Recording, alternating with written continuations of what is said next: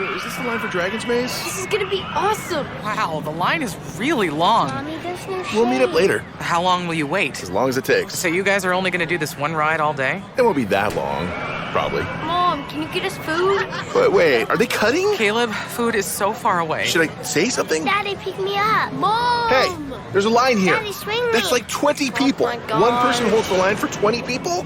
This is bullshit. Don't go there. Go on a real vacation. Go RVing. The following is a Hoop Ball presentation.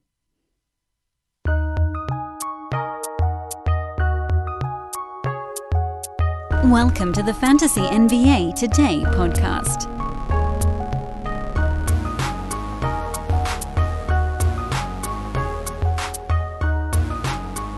We gloss over it time and time again because we want to talk about other things. But today, on Fantasy NBA Today, the player we're talking about to open the show is the consensus number 1 overall pick, Nikola Jokic. The Joker, they call him. I actually don't. I never call him that because I feel like I would need to call him the Joker. Gotta pronounce that J the right way. Nikola Jokic. Why is there no debate on his number 1 overall status? And is it the correct stance on all of this? Last year, Jokic averaged 26.5 points, almost 11 rebounds, over 8 assists, 1.3 steals, 0.7 blocks on 56.5% shooting from the field and 87% at the free throw line. It was a ridiculous dunking that he put on the rest of the NBA, and it wasn't close.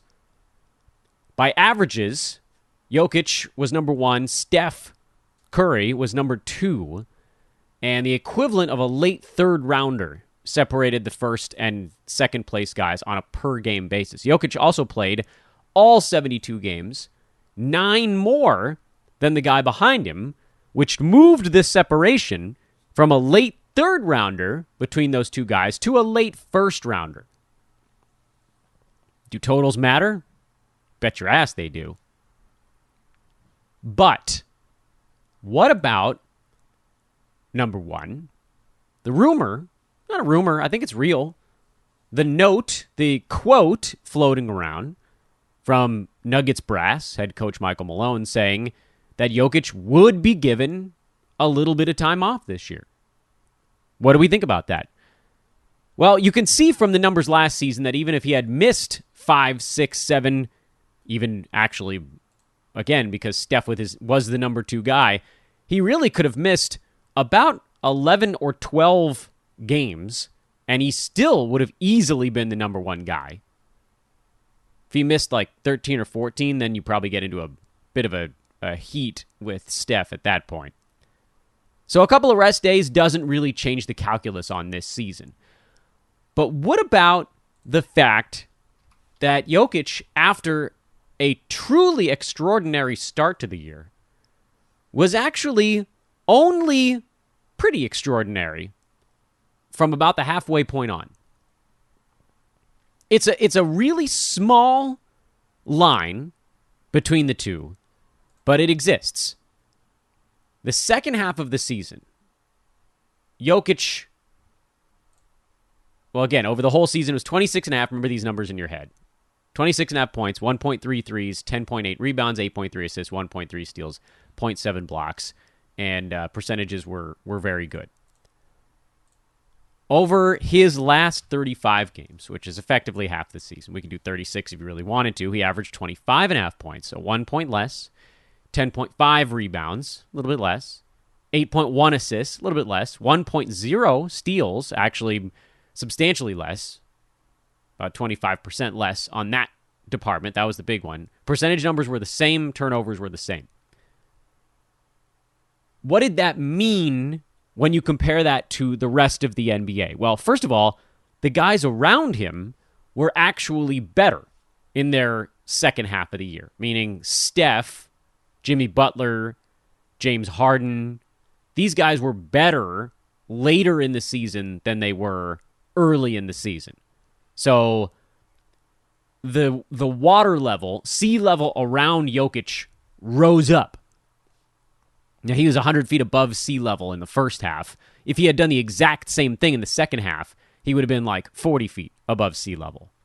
And then he got a little bit, almost microscopically in a number of different categories, but when you put them all together, they all matter. 1 point, half a rebound, 0.2 of an assist, 0.3 of a three-pointer, 0.3 of a steal. That was the big one, because he went from actually being a positive impact steals guy to not, to being league average, basically, in that department. So again, these were not big shifts, but it was enough, actually, during the second half of the season to make Jokic the number 3 player overall in fantasy. The two guys ahead of him, Steph Curry and Jimmy Butler. Yeah, Jimmy Butler was number 2 in all of fantasy the last 35 games last year. 22.5 points, half a 3-ball, ain't doing it there. 6.5 boards, 6.8 assists, a ridiculous 2.2 steals, 0.3 blocks, 52% from the field, 87 at the free throw line on 8 attempts per game. That's crazy. And only 2.1 turnovers. Steph, in the second half of last year, 33.5 points per game, 5.6 three-pointers, 5.7 rebounds, 5.7 assists, 1.2 steals. 47% from the field, 91 high-volume free throw number. Was he way out in front of Jokic over that stretch? No. They were separated by the equivalent of basically like an early 6th rounder. So it was quite tight, as opposed to, as we mentioned earlier on, Jokic ahead of Steph in the first half of the season by about, more, I guess we should say, because over the entire season they were separated by a late 3rd rounder. The reason I bring this up is just to give us a little something extra to think about when we're making that call. Actually, Joel Embiid was the number 2 player in fantasy the first half of last year. Steph was number 3. Steph did get better. Make no mistake. His free throw number came down a little bit, but his scoring went way up. Embiid got worse and got hurt. And Jokic, again, got worse. He was at 1.7 steals the first half last year. You knew that wasn't going to stick.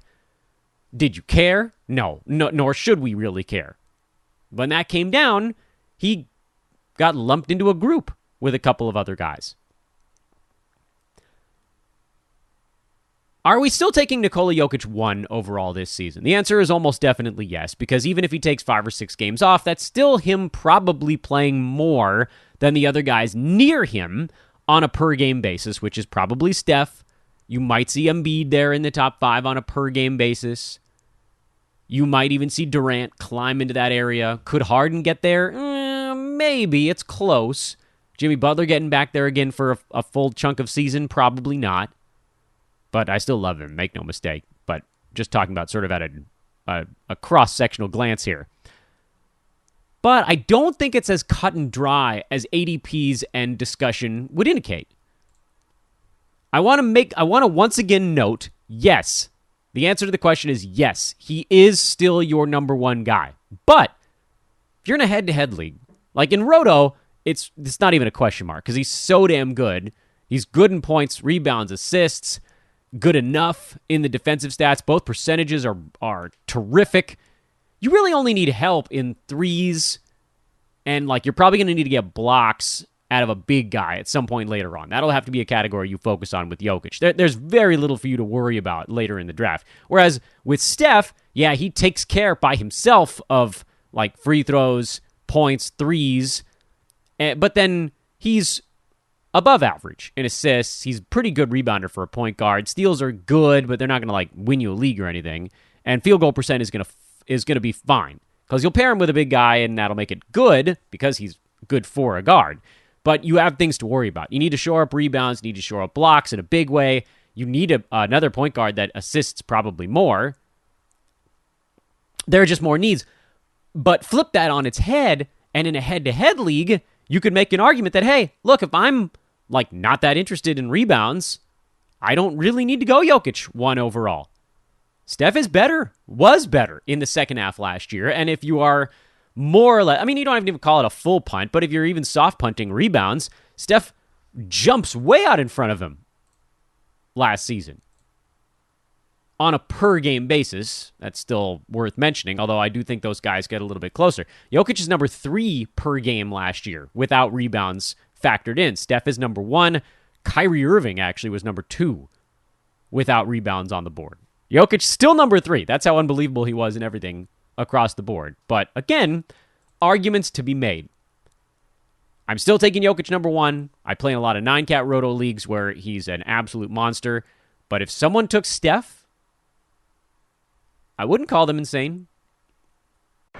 So is this the line for Dragon's Maze? This is gonna be awesome. Wow, the line is really long. Mommy, there's no shade. We'll meet up later, How long will you wait? as long as it takes. So you guys are only going to do this one ride all day? It won't be that long, probably. Mom, can you get us food? But wait, are they cutting? Caleb, food is so far away. Should I say something? Daddy, pick me up. Mom! Hey, there's a line here. Daddy, swing me. That's like 20 people. my God. One person holds the line for 20 people? This is bullshit. Don't go there. Go on a real vacation. Go RVing.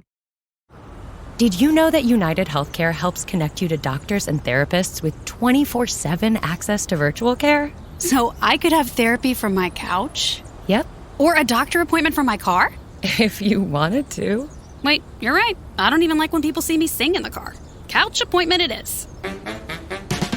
Virtual visits are just one of the ways United Healthcare helps connect you to better health. Learn more at uhc.com. Plan benefits may vary. Welcome to the show, everybody. See, this is what I promised. We do a fantasy thing at the beginning. Welcome to the podcast. This is Fantasy NBA Today, a hoop ball presentation. I'm your host, Dan Vespers. Thanks so much for tuning in here on this Monday, October the 4th.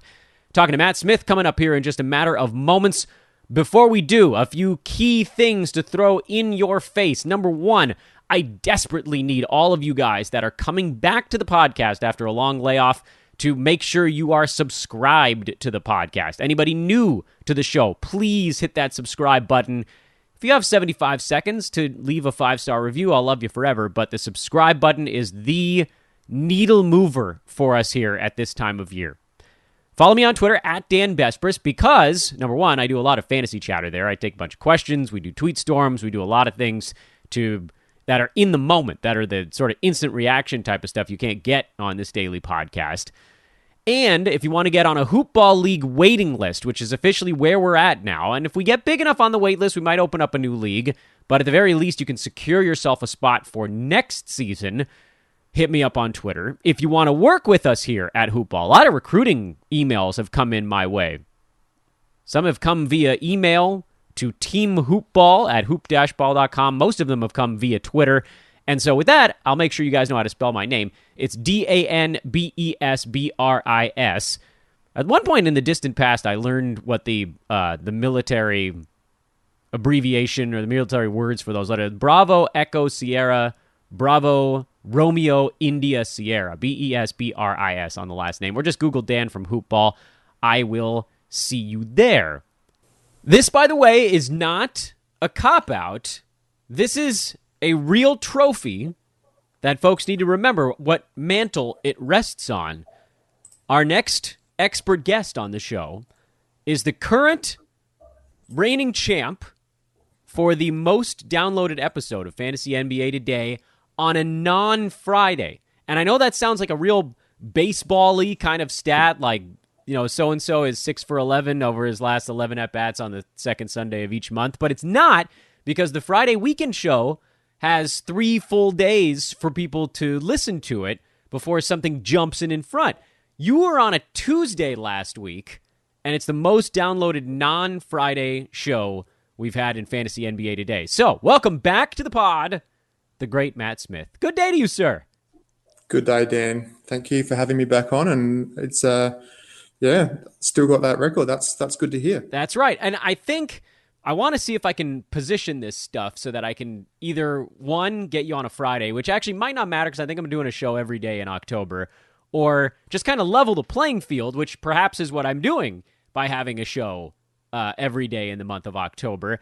And I've got to think that the reason that you are the midweek record holder is because the previous year you were the number 2 downloaded episode that we had that entire season. And I think that's because you gave everybody Davis Bertans on this show 2 seasons back, and he was top 40, basically being undrafted that year. So Is it reputation? I don't know. But either way, we're rolling with it, and I like it. By the way, you can follow Matt on Twitter at @SManSports.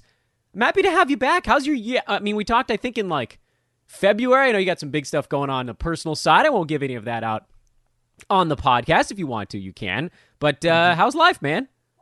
Life is good. As you mentioned, there's a bit going on. My wife is pregnant and due literally any day now, probably in the next 7 to 10 days, awesome. Right around the start of the season. So that's exciting and scary all rolled into one. But just looking forward to getting another full 82-game season started soon. So, can't wait. Normalcy, huh? An 82-game season. Well, congratulations. That's fantastic. I didn't want to give away any news if you wanted to sort of play it coy, but I'm assuming, with 1 week to go, it's not really an easy secret to keep anymore. It's not. And if I'm off Twitter for, 24 to 48 hours, that will be why. Well, we'll all be, when we see that moment, when you go dark, that's when we'll know to wish you a social media congratulations. That's outstanding. Do you have any kids yet? No, this is the first one. Oh boy. Yes. Yeah. First trip. That's great, man. I don't have any advice. Not that anybody really wants it anyway. Just enjoy the moments. Try to remember them. They fade quickly because you don't sleep, and then your memory loss starts to set in. So do try to remember them as best you can. We're diving into the mock draft. We're diving into the mock. Matt, you had the 7th overall pick. I can count quickly, as we just learned. So we'll just do the usual fare, kind of blitz through them. The ones that are fairly straightforward, we don't have to lay on too long. Probably spend a little bit longer on a couple of them, the interesting names, and then at the end, we'll get your favorite. Did we decide on Smitties or Ruffies for the name for the late round value guys? Either or. It's completely up to you, mate. It's your show. You can call them whatever you like. Well, you are Smitty, so we're calling him Smitties today, so that's how it's going to roll. 7th overall, Karl Anthony Towns. That's a pretty. I don't know that we need to talk this one to any great length. He's cat. I mean, I guess my only question there, if I'm going to play small devil's advocate, is: are we worried at all about the fact that he has teammates who also want to do things on offense, or is it really kind of like a, hey, maybe that'll wake him up sort of scenario? And at the end of the day, he's still cat. Yeah, I think that's actually a benefit this year. So he's got some teammates around him and hopefully a healthy D'Angelo Russell. And we saw what Anthony Edwards did at the end of last season. Malik Beasley back in the fold there as well. I have Towns at number 4 on my personal ranking. So really nice to see him fall to me at number 7. About to turn 26, so coming into the prime of his career, and hopefully those injuries and hardships are behind him, and this will be, Karl Anthony Towns back to his very best. Yeah, what a tough year Cat had. There's just no way to kind of put that into words on a fantasy basketball podcast. So you feel pretty good about his health coming into this season? Yeah, I think so. When we've heard that he's slimmed down a little bit, whether that's due to, the illnesses he's had, or whether that's, an effort on his behalf just to shed some of the body weight and to make him leaner and fitter and healthier. But either way, I think, those injuries he's had, and like I said, the hardships and the personal stuff, I hope that's all behind him and he can get back to playing, that 75 to 80 games this season and really solidify himself as a top 5 pick. Yeah, I think we certainly are all rooting for him, maybe more than any other well-known player in the NBA these days. At pick 18, Freddie Van Fleet. This is a fun one, and one worth discussing, not so much because there's anything unusual about this pick, but because it feels like he's now become, and it's not always the case, but it feels like he's become kind of the end of that group of really valuable players, and there were a couple more in this league. I mean, you could make an argument that like a Jimmy Butler, who went after him, is a guy who has that type of upside as well.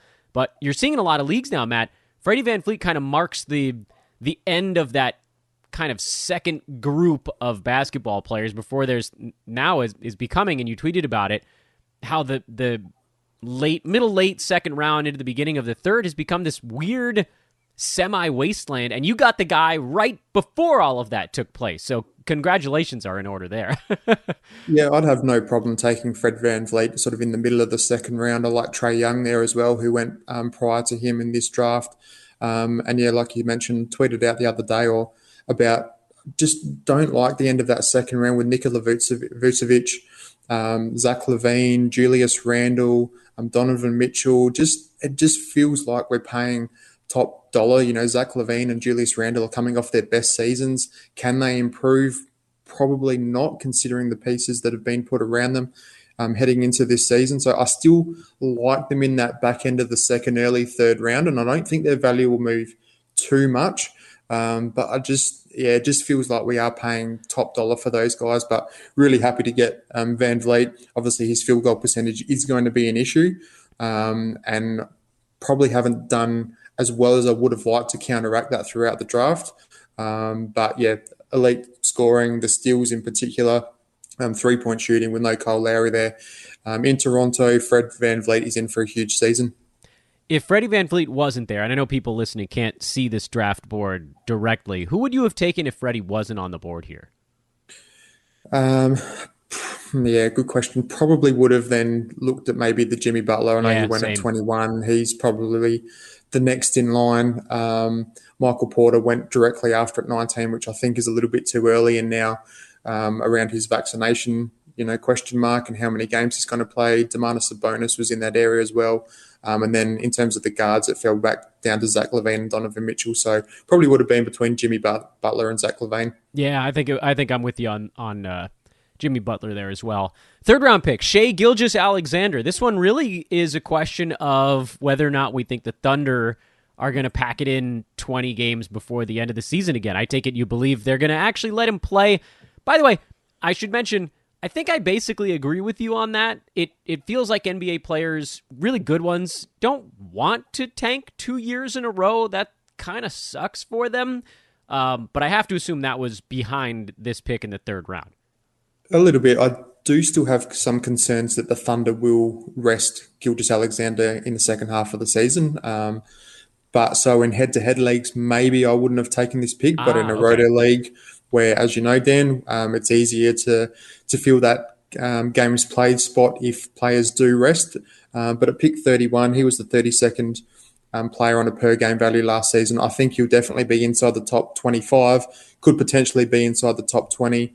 And to get 25, 5 and 5, a steal and block per game, elite efficiency from a guard as well, which will help me a little bit, taking Van Vleet that round earlier. So I'm really comfortable taking Shai Gilgeous-Alexander here at 31. 42 was Kristaps. This is an interesting one. I feel like this is one we can probably pause on a little bit because he's become one of those guys who sometimes you see him go at like 30 and sometimes you see him go at 60, and you kind of split the difference here a little bit there to some degree. He comes into this year healthy. I'm sure they're going to give him some days off. We don't know exactly how many, but when he's right, he's basically a top 20 per game guy, and in a roto games capped format, which is basically what we were drafting for here. Yeah. I actually really like him in the 40s. That's what I've been saying on the pod. If you can wait it out into the 40s, there's a lot of upside there. And it seems like, Matt, you almost don't need to worry that much about how many games he misses because now you're talking fourth round. That's a pick where he can miss 20, 25 games and it won't completely derail your team, right? I would hope not. On paper, there can be a little bit of a concern taking Porzingis and Gilgeous-Alexander directly on after each other. But as we mentioned in the Roto League, we can find it easier to make up those games missed. But this pick and my next pick as well was really about positional scarcity, and I'll talk a little bit more about that in a minute. But in our Basketball Monster projections, that there are only 19 players who are projected to average at least 8 rebounds and 1 block. And of those 19 players, there's only 3 that are projected to have a positive impact in free throw percentage. And one of them is Karl Anthony Towns. Another one is actually Kristaps Porzingis. So to have 2 of them out of the 3 on the same team gives me a huge advantage in that category in particular. And there are some good signs already and some positive reports coming out of the Mavericks camp around Porzingis this season and how they're going to use him. And they want him to shoot the ball more and really make him a focal point of that offense. Were you as excited as I was that he had a complete disaster of a postseason? And because my thought was, oh, this dude's falling down draft boards now. Yeah, for sure. And like you mentioned before, he's been a top 20, 25 player on a per game value. It's all about his health, consistency, continuity, and getting back out there on the court. So I think in that fourth round, in the 40 range, I think that's a pretty good spot. Yeah, if you can sort of take that hit on maybe the games played around him. Much as I enjoyed Cat and Van Vliet, and I like the risk here on Porzingis, I'm kind of mixed on Shea. I think your 5th round pick might be my favorite pick you had in this draft because it's like the ultimate tap-in. It's the fantasy tap-in. John Collins at 55. This is a dude who has, outside of a suspension, generally been pretty healthy, and last year in what everybody felt like was a massive down season was still hovering right around top 40 in 9-category leagues. There really isn't that many. You know, he's a set your clock to him kind of guy. You know what you're going to get. Percentages are great.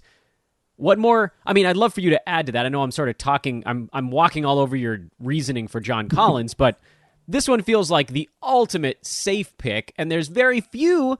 There are ways things can go awry, but there are very few ways that this could go wrong with him this late in a draft. What is he even doing on the board near 60? That is a very good question. And like I mentioned before, this one was really around positional scarcity. So, Dan, if you remember sort of going back over the past 5 to 10 years, and we had that point guard run in the late 2nd and early 3rd rounds, this season it's all about a big men run in sort of the 4th, 5th, and even into the early 6th round. So with my pick before with Porzingis, we had Yusuf Nurkic, Clint Capella go off the board, Robin Williams, Miles Turner, Rashawn Holmes, Chris Boucher went. And then those big men really came off the board quickly. So here it was a John Collins, a Jonas Valanciunas were probably the next two available. I like Collins more than Valanciunas. So here it was about, making sure I've got another big man to pair with Karl Anthony Towns and Porzingis. As you mentioned, the elite efficiency, like the value that I've got here with Collins. And then I knew sort of in round 6 there was going to be more guards go off the board, but I was still going to get, a decent guard at that pick, and I think I did. I think you did too. I think your 6th round pick might be my least favorite on your team, which I feel like I can say because I've said so many nice things at this point. I just don't trust D'Angelo Russell yet, and maybe I should. Maybe I should, like I always try to preach on this pod, don't hold fantasy grudges. But every time I've tried with him, he's crapped all over my team. And then like the one year that I was like, no chance, was the year he had a really good season out in Brooklyn.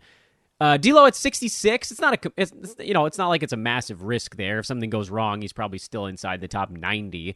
But I can't bring myself to like his fantasy game that much. Can you talk me into it? I can try to. I think that's fair, and we haven't seen D'Angelo Russell have a good crack at a good run in terms of his health and consistency. So we have seen him though in the past. He has had some top 40 seasons. There is the opportunity for him to get back into that range this season. Like I said, he just needs to stay healthy. So at 66. Willing to take that risk. And the guards behind him, Ben Simmons, no thanks, Russell Westbrook, not in 9-cat roto. Colin Sexton was after, which, maybe, but I like Russell a little bit more on a per-game basis. Then it was like Malcolm Brogdon and Kyle Lowry. So in terms of what else I had to pick with, I still think D'Angelo Russell was the best of the bunch and probably had the highest upside and highest ceiling. Yeah, there is a pretty good drop-off there, at least in terms of what some of those next clump of guys can do. Brogdon, yeah, he sort of teases us with those top 30, 35 runs, and then eventually he settles back into the 50 to 60 range. You mentioned Kyle Lowry. There's almost no way he makes it through the season fully healthy. He's on the wrong side of his prime. And then you're moving way down the board to, like, Kemba Walker. What are we? So there's a pretty good drop-off there, and from that perspective, you're certainly not going the Russell Westbrook path. It does make a lot of sense. I like your next pick a lot, Marcus Smart, who flew under the radar a little bit last year because he like every Celtic, had kind of a down season. I love targeting Boston this year. They just, everything that could go wrong went wrong. They were full Murphy's Law last season, and you have to feel like that whole team is in bounce back mode. He's likely the starting point guard on that team, so you have to like that as well. I don't know. I feel like there's a lot to like about him, and he also has a really high floor. The only issue with Smart is that he often plays so darn hard, he plays himself into a little nagging knee or back injury or something like that. But, I mean, again, with Roto, if you get 68 out of 82 games from him, and he beats his ADP on a per-game basis, I like it a lot. Are you looking at the point guard thing? What's the angle here on Marcus, other than just, like, he's probably going to be a pretty safe play? Yeah, I guess part of it was to give me a little bit of insurance for D'Angelo Russell, and if he does miss some games, it allows me to Marcus Smart to pick up some of that production that he leaves behind. I guess getting some elite steals at this position as well. Robert Covington, Mike Conley, Jonathan Isaac were the three guys after Marcus Smart, so some really nice steals option in this range. His field goal percentage obviously hurts, and pairing him with Fred Van Fleet is less than ideal, but for the assists and steals and threes combo, hopefully I've done enough early in terms of my points per game to take that small hit with Smart as well. Like you said, a pretty high floor, pretty durable, good role, good minutes. A pretty safe pick inside the top 80. I hadn't actually noticed that there was sort of a steals run in the 7th round. Have you seen that happen in other drafts, or was that just a weird coincidence in this one? You can find some steals in this area of the draft, and Nicole Alexander Walker went at 70, which I think is too early, but he's another strong steals option there. Larry Nance went in the next round. So if you do miss out on some steals early, or if you want to really build on that category, this is the part of the draft where you can do it. Cade Cunningham went in here as well. So there are some nice steals options sort of through that 7th, 8th, and 9th rounds. That's interesting. I hadn't looked at that before. PJ Washington in the 8th. This is a lovely pick. He has all upside, especially if the percentages start to improve for him. Love it. This feels like a spot. Is this one of those moments where you were like, I'm going to go get my guy, I'm not going to wait around on it? A little bit. I also don't really like this sort of 80 to 100 range. I just find it really difficult to find some players who I like. PJ Washington, still not sure about his role, whether he starts or whether he comes off the bench, but I think there'll be enough minutes there for him either way to contribute. The threes, steals, blocks combo is really interesting. Had some really nice games last season as well, so still some upside there with PJ Washington. Mason Plumlee coming across is a small concern. But he's probably one of those guys who I do like in this area, and I'm finding myself drafting PJ Washington. It's not like I'm really, really wanting him, but he's just probably one of those guys who I feel most confident about in this sort of range. Yeah, and you look at guys in this range, he's one where you're like, well, if a few things break the right way, he could beat this by a lot. Those guys are not readily available at this juncture of the draft anymore. Like, it's hard to find dudes in the 80s, 90s, past 100. This is pick number 90, by the way, on the nose, that have the ability to get into that 60 range per game. Now, it's not to say that it will definitely happen, but like if you look at the dudes around him, Reggie Jackson, he'll do some scoring this year, but I don't see any path for him to get to like top 60. He just doesn't have the other categories to get there. Brooke Lopez, a little too old. Dinwiddie has the efficiency issues, and it goes on like that. Like really a select handful. Nance is probably one of the only other ones who went right after you here that has been in that neighborhood at any point in his career so far, and then maybe get Al Horford way down the board, but that's a very different situation. Jaden McDaniels in the 9th. This is an interesting one because I feel like we did this mock draft relatively early. That's obviously my fault, but I wanted to make sure there was time to talk about it. He feels like the late round hype guy who was going at like 130 2 weeks before this draft, and then it was 100. Does he end up going in like the 80s before most of us do our real drafts, or is this where he's going to hang out?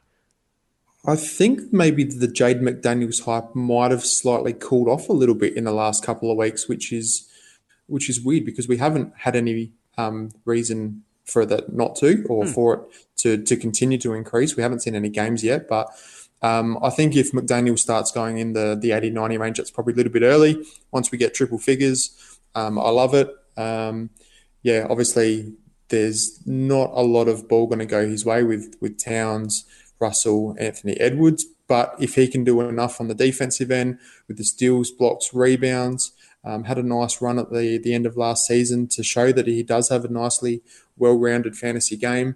So at this point, I'm willing to take that gamble. Probably could do with another big here as well. So he fits that mold. And between him and PJ Washington, I just hope that one of them hits and they can be that top 80 player and give me a boost. Your next pick was not hurt when we did this mock draft, and then I forget what happened, turned an ankle or something. Hopefully it's relatively small. It's Will Barton at 114, who had actually, prior to this mock, said he felt as good as he had in like 2 to 3 years. He's streaky. He's streaky. Give me the reasoning behind Will Barton at 114.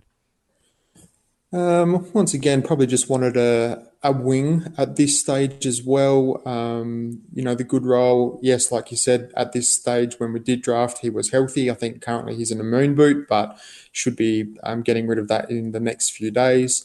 The question's now around Michael Porter Jr., as I mentioned, and how many games he's going to play. So someone is going to need to help out Vucevic there. Nikola Jokic in Denver, and I think Will Barton is the next man who's really going to put up some good numbers. And when he's healthy, he can be, really useful in points, rebounds, assists, the steals and threes as well. So, quite like that pick. And I guess the guys around him, Malik Beasley went before, TJ McConnell, DeAnthony Melton went at the start of this round, who I probably would have considered there as well. Maybe now, knowing a bit more about what Boston are going to do with that front court situation and playing through Al Horford, maybe he would have been a better pick in hindsight, but I'm still pretty comfortable taking Will Barton here at 114.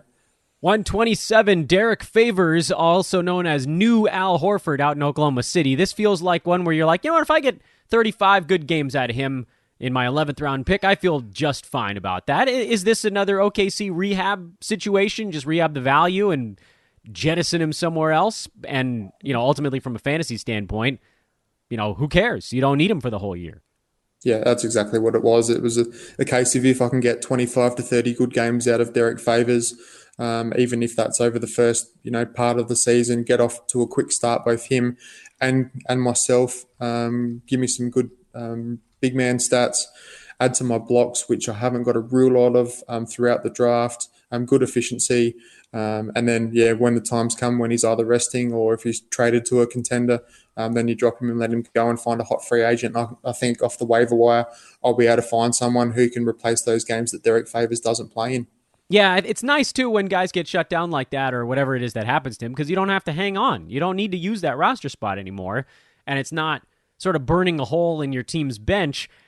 It will, I assume, take a little bit of sort of night-to-night watchful eye kind of thing, get him in there when he's in playing a full complement of minutes. If you get word that he might rest or if they're going to try to go light on him, then you yank him out. But he's shown that he can put up solid fantasy value in only about 25 minutes a ball game, which feels pretty doable considering how young and, frankly, bad a lot of the players are on that OKC front court. I mean, I know we all love Poku, but the dude's about 115 pounds and 7 feet tall.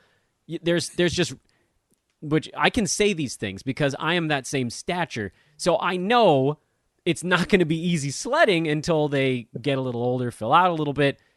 All that to say, Derek Favors, there should be some kind of position for him there. And then Killian Hayes was your 12th rounder at 138. I guess we don't fully know what he's going to be doing in Detroit. There's a lot of moving pieces out there, but assists, steals, kind of a last-round specialist here for you. Yeah, exactly. And, point guards or starting point guards who, probably penciled in for around 30 minutes a night are pretty hard to find. Killian Hayes should be that. As you mentioned, the good assists and steals. If it works, I think there's a ton of upside. If it doesn't, then so be it. But I think it's worth a shot here. There probably could have been another, half a dozen guys who I could have considered, but just thought I'd give Killian Hayes a go and see how it would all play out. Chance for you to one-up yourself again, talking to Matt Smith of Basketball Monster at SManSports on Twitter. can you one-up 2019 Davis Bertans with your... with everybody else that's come on the show, I've referred to it while sort of frowning a little bit as the sleeper. But with you, we're looking for Smitties. Who are your Smitties here that you've been targeting? If it's not the guys you ended up with in this draft, maybe it is just Hayes and Favors and Barton and McDaniels and PJ and whatever. But is there anybody else that you were like, damn, I really wanted that guy, and they kind of slipped by? Okay, so the first one I've got for you is, Nicole Alexander Walker out of the Pelicans. As I mentioned before, he went at pick 70 in this draft to Steve Alexander. For me, that's too early, and I didn't want Alexander Walker. I wouldn't have taken him over D'Angelo Russell, and I probably still wouldn't have taken him over Marcus Smart. But yeah, I agree. I think if you can find him in that probably 80 to 100 range, if he's definitely still there at 100, I love it. I think it's fantastic. We saw at the end of last season when he was inserted into the starting lineup. I know the Pelicans had some injuries, but they really relied on his scoring, his steals, three-point shooting as well, some handy assists. That backcourt has obviously changed with Devontae Graham next to him, so we'll still see how that dynamic all plays out. But I think Alexander Walker is in for a really strong season, and really like him as a late-round pick. The other two situations which I'm really keen to watch are the Magic front court around Wendell Carter Jr. and Mo Bamba. I think one of those is going to have a really strong season. I don't know which one yet, and that's the problem. We've sort of heard maybe Wendell Carter Jr. might slide across the power forward with Jonathan Isaac still coming back, and once again, his vaccination question mark. But I think, yeah, like I said, one of those should be pretty good, and I think if you can get one on your roster, it's definitely worth trying. By the way, and I'm going to jump in before your last Smitty. I actually really like Mo Bamba because we've seen he sort of falls into that weird new iteration of center that only needs like 22 minutes to be fantasy relevant. I love it when you can find a backup because even if he's playing behind Wendell Carter Jr., we saw he did more with his minutes than Carter Jr. did late last year, and he'll come cheaper on draft night. In general, although I guess they went relatively close in our draft, like a round and a half apart. I feel like they're usually farther apart than that. They are, and as I mentioned before, that's partly due to this big man run in the sort of the fourth, fifth, it ends in the sixth round. Once you get to sort of Isaiah Stewart there from the Pistons, and then it drops down to Jakob Poeltl and probably Jarrett Allen. And then after that, then you are looking at your Wendell Carter Jr., your Mo Bamba, maybe Mitch Robinson, throw that in, but he's not healthy at the moment. Larry Nance, but he's not a shot blocking big. So, Daniel Gafford is probably the next one as well out of Washington. Those big men do really fall away. So that's why I think, that Wendell Carter Jr., Mo Bamba combo, if you do need another big, definitely target one of those guys. I jumped in, so I apologize. I cut you off right before you were going to do a third Smitty, I think. Yeah, I was just going to give you one more situation. One more, I love it. I love it. Hit me. That is over with the Oklahoma City Thunder. Derek Favors, as we mentioned, significant rest and shutdown risk there. There's no standouts, as you mentioned. Pokusevski has a really, really nice fantasy game. It's just a matter of whether that can come to fruition this season or we're going to wait a little bit longer. And the other one is Isaiah Roby. Really keen to see what he can do this season. Darius Bazley is the other one in the mix, but I have Roby and Pokusevski both above him. So really keen to see what they can do in the preseason in these games that are coming up. So if you haven't drafted, mention or have a look at those two. If you have drafted, there's a high chance that one, if not both, will be on your waiver wire. So I think at some stage, these two will have a pretty nice run of value and will just about be must-own players. You know what's kind of nice before I let you go is that it feels like this type of situation does surface now on almost an annual basis where you have that, and you've talked about it actually here on this hit, which is you get these runs of big men in particular. There's like the early big man run, which last year was kind of late second round. This year it feels like it's sort of almost rolling into the middle of the third.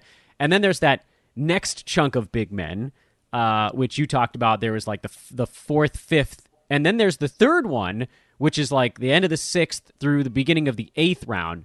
And then everybody's starting to panic, but there are actually kind of sprinklings of big men in these weird situations. And again, in head-to-head, it's a lot harder because you need those guys that are not going to give you zeros, and you want to be able to rely on dudes because there's weekly move caps and stuff of that nature. Games cap roto, like these situations you're talking about, the Bamba, Wendell Carter Jr., the whatever the hell's going on in Oklahoma City, these can be spots you just monitor night to night, week to week, that turn into really interesting areas for roto value. And then those guys are the ones that are suddenly part of the 7th round run on centers the next year. So I think, if anything, we can take away from your Smitties, or I think we've even decided maybe we call them Roughies, is that you don't have to panic on the big man runs, because this type of thing happens in beautiful cycles, and we just have to kind of stay in front of it. All that, again, to say, I love your points there. I love focusing on that big man stuff. And sorry, I cut you off again. Go ahead. No, I was just going to say that as long as you get, 1 or 2 early, then you can add a nice piece later on. And as I mentioned, Daniel Gafford is another one who should get off to a hot start in Washington before Thomas Bryant comes back, and maybe the same with Montrezl Harrell off the bench. If he can find, 26, 28 minutes a night, he might be another one who you can slot in. But I think at that back end of your roster, as always, really going to have to be flexible. There's going to be some guys here there who can get you off to a hot start. And then, when their time comes, just dump them and find the next hot free agent, which is what fantasy is all about. Yes, I love it. We're getting close enough where you can start to think about that nightly watching of the games, the box score, the churn, the roster moves, the who are you going to drop, who are you going to pick up. Damn it, I love it. I'm starting to feel it. This is a weird offseason. Didn't you feel like this was sort of like, I know there was only 1 month missing compared to a traditional normal offseason, but it felt like the highs and lows between the playoffs and now the start of the year, they all felt misplaced. Like my internal clock is all out of whack. Did you have that? Did you feel that too, or were you immune to that? It's felt like a really short off-season for me, being a Phoenix Suns fan, and obviously we made it through to the finals, Dan, which it's was pretty good. Fantastic. And then we had the Olympics on and watching the basketball tournament and all the other sports, and then it was straight into the draft and free agency, and then, straight back into fantasy. So it has felt like a short off-season, but that's perfectly fine by me. You're right. Yeah, it's felt short, and then it felt like the down period. Maybe this was a better way to describe it. It feels like the off-season's down period happened way too close to the actual start of the season this time around. We clustered all of the stuff like at the beginning. We never got that chance to decompress after the season, so then everybody took it like 2 weeks ago, and then you have to get kind of revved back up again because the season's just a month away. He is the marvelous Matt Smith at S-Man Sports, of Basketball Monster, looking to once again put the trophy on the mantle. Let's help him do it, folks. Subscribe to the pod. Follow Matt. Mr. Smith, congratulations in advance. Good luck with the really big deal happening to you, non-fantasy related. I assume you'll be naming your first son Davis? Or is it? I don't know if it might be a girl. Actually, I should have asked that. Yeah, I've tried to get Luca, but the wife's already declined that, so it definitely won't be called Luca. But I do have another basketball name up my sleeve just in case. So we'll see how it all plays out. But appreciate the kind words, mate. Thank you, and always good to talk. And hopefully we can do it again during the season. Same, yeah. Hit me up when you guys are all resettled after the big delivery, and we'll talk to you real soon. Perfect. Thank you, Dan. Cheers. Thanks, Matt. Smitty, let's make it the most downloaded midweek show in the history of this podcast. Think we can do it? Non-Friday episode. Although now that we're having shows on the weekends, I don't think the Friday shows are going to be the big behemoth. It's just October, though. We're not doing that through the whole year. This is the 4th episode this month. I'm going to lose my mind before we do 31 in 31 days, but we're going to try it, damn it. So, Nicole Alexander-Walker, Wendell Carter Jr. / Mo Bamba, and then whatever the hell's going on in the front court in Oklahoma City. Interesting targets here on the 9-cat Roto Games Cap side of things. Those last two, really, the Bamba favors stuff, you can't go that route in head-to-head, which kind of sucks. Yet another reason I like Roto more. You can actually play a good player who doesn't participate in every single ball game, especially as you work your way through a draft. Anywho, we rumble along. More guest spots coming up the rest of the week. Order to be determined. But I can tell you that we already have spots in the tank from our buddy Mike Catron, our buddy Mike Barner. Yeah, I knocked out the mics. What of it? We knocked out the mats last week. Let's see. Tomorrow, that's not true, actually. We're talking about Lawson tomorrow, so there's another one. Another mat. We got all the mats. We'll have them taken care of. Wednesday, Jonas Nader we'll talk to. Alex Rickling. Again, I don't know when these are going to drop into the show. I'm telling you when I'm actually recording with these guys. We'll talk to Josh Millman, Josh Lloyd, Dr. A, Brew, Greg Ehrenberg. Lot left to do here. And even saying it out loud makes my voice feel tired. Thanks for listening again, everybody. Please do subscribe and rate the pod. I need this from you guys. I really do. I need your help. I'll keep doing 31 shows in 31 days. That's what I need back from you guys. Hit that subscribe button. Make sure people know about the show. And follow me on Twitter. And hopefully you guys can help me grow that as well. Because it's sort of this almost an infinite snowball effect. More people that find me on Twitter, the more that find the show. More that find the show, then they find Twitter. And that can then find more people there. And they find the show and so on and so forth.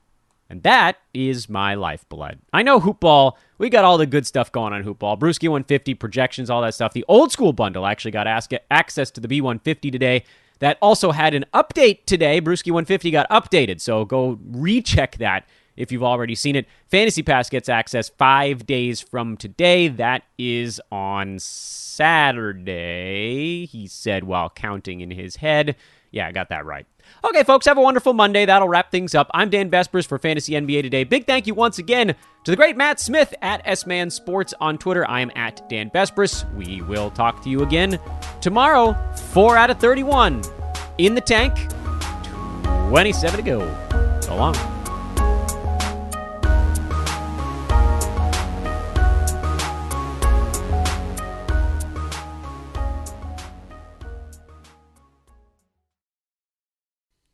This has been a Hoop Ball presentation.